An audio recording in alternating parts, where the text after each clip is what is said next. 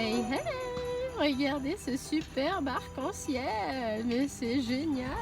Gratitude aujourd'hui envers les décos de Noël et l'esprit de Noël, plutôt, on va dire plutôt l'esprit.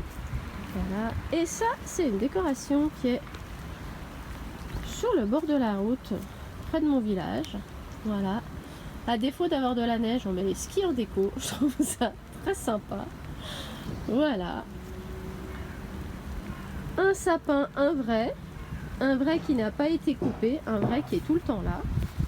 Et un petit sapin esprit palette. Je trouve ça bien sympa. Et vous, qu'est-ce que vous en pensez?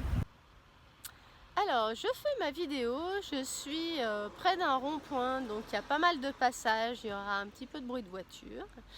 Du coup, je me suis accoquinée de mes petits potes les Pères Noël qui sont faits dans des rondins de bois. Je trouve ça super, c'est récup, c'est zéro déchet. Quand on en a marre, eh ben, on coupe les rondins de bois et on les met dans la cheminée. Ça a multiples usages, génial. J'aimerais vous parler des habitudes de consommation qu'on a à Noël. Sapin, faux sapin, vrai sapin qu'on a coupé et qui va donc mourir. Quel est votre point de vue sur les décorations de Noël? Quand j'étais petite, j'adorais, j'avais un vrai sapin, ça sentait bon, on n'essayait pas de lui mettre le feu quand on allumait des vraies bougies, voilà. Et puis aujourd'hui, eh ben, j'ai un dilemme avec le sapin parce qu'en plastique, bah, il est en plastique, il dure plusieurs années, mais enfin ça reste pas super éthique. Quand il est vrai, on l'a quand même coupé, et pour moi, couper un arbre, même s'il a été planté pour ça, ça me fait un petit peu mal au cœur. Et puis pour les décos de Noël, c'est un petit peu pareil. Quand on voit des émissions et que les boules ont été peintes par des enfants qui n'ont même pas de masque pour peindre ces boules de Noël avec des peintures qui sont donc brillantes, fluorescentes et autres, et donc c'est hyper toxique. Je me dis que j'ai beaucoup de peine à mettre des boules de ce type sur un sapin juste pour faire plaisir à mes gosses. Et pour le coup, je préfère les décorations faites maison par des artisans locaux et autres. Et j'ai le bras qui tremble parce que j'ai froid et que là il me pleut dessus parce que après l'arc-en-ciel, il y a de nouveau un petit peu de pluie. Voilà. Alors oui, comment est-ce que vous consommez à Noël? C'est ma question. Est-ce que vous avez trouvé des alternatives au sapin? Est-ce que vous avez trouvé des manières de mettre en valeur votre maison et l'esprit de Noël d'une manière plus originale, plus créative qu'avec les produits de supermarché? Voilà.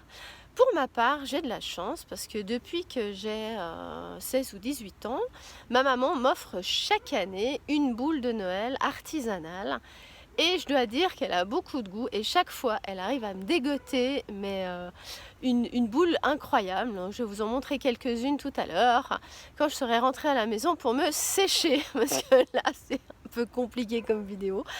Mais voilà, il y a des alternatives qui peuvent être super jolies, qui peuvent faire marcher la créativité, faire des ateliers en famille et se dire waouh, c'est cool, c'est moi qui l'ai fait. Avec ma fille, on faisait des tableaux avec de la serviette collée et des petits effets. Et franchement, on a pris beaucoup de plaisir à les faire. Maintenant, elle est grande, mais j'aime bien ressortir ça parce que de un, c'est joli, c'est kitsch, mais c'est joli. Ça a été fait avec de la récup qu'on avait, des serviettes, des choses comme ça. Et puis ça me rappelle ce bon moment quand je les ressors chaque année. Il y a le petit brin de nostalgie de ce temps passé à bricoler ensemble. Voilà, je vous fais la suite à la maison parce que là, je suis trempée.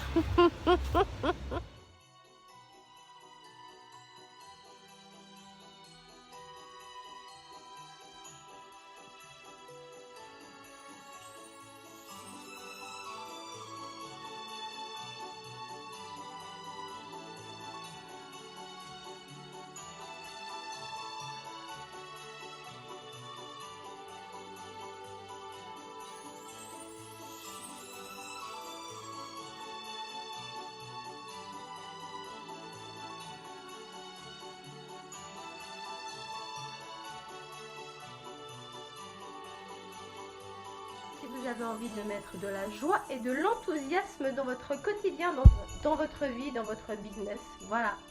À bientôt!